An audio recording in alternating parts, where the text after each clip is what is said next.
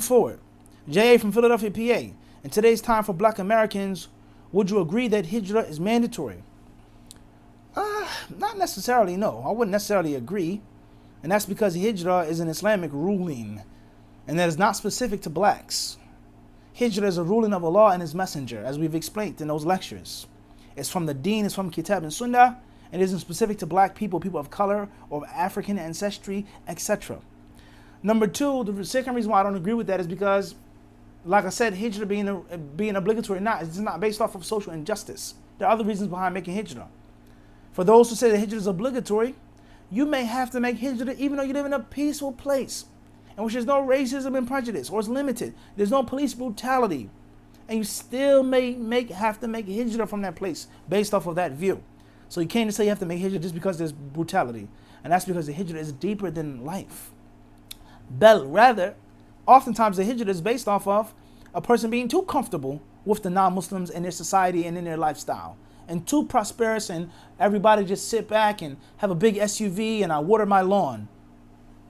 Last but not least is, don't think that racism and prejudice is specific to the United States. Are there countries that you can go to and it's not as bad? Yes, for sure. Are there places in which the police or the laws aren't as brutal and savage, beating a man, clubbing him to death in the streets? Yes, there are places in which it's not that brutal and savage.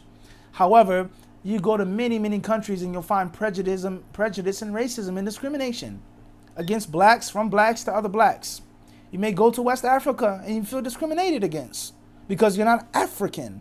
You're not Senegalese. You're not from Guinea. You're not from Ivory Coast. You're a black person. That's a reality. You're a descendant of a slave, a cotton picker. You're not equal to us and we won't treat you such. That is a bitter reality. So don't think that it's just a promised land just because you leave America. All right?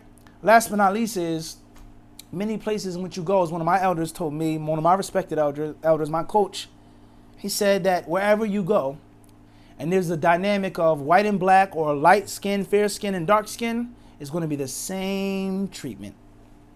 Anywhere you go, in which is the dynamic, in which the people who are all of the same nationality, one is light skin, fair skin, and one is dark skin, it's going to be the same way.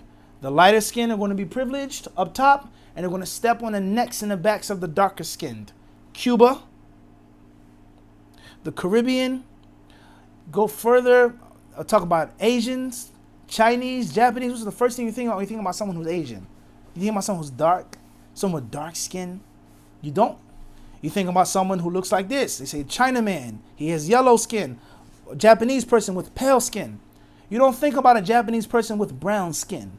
You don't think about the native inhabitants of Japan and how they were kicked off of their land and thrown from the islands as well, like the Native Americans. But we're not here for a history lesson. You don't think about that. Okay? Vietnamese, Laotians, Cambodians, people have dark skin. You don't think about that. You go to India. What's the first thing you think about when you think about an Indian? You think about someone from Bombay. What's the picture perfect Indian? The political representatives, the doctors, the dentists. What do they look like? You can go to India and you find people with skin darker than the blackest black man. And he's Indian, Hindu, Muslim, or whatever he is. And you find him on the bottom. So don't think just because you go to another country, everything is peachy. Don't think that the grass is greener on the other side. But of course, there are places in which it isn't as bad, and the police are not as savage and inhumane and brutal. Wallahu alam. Next question.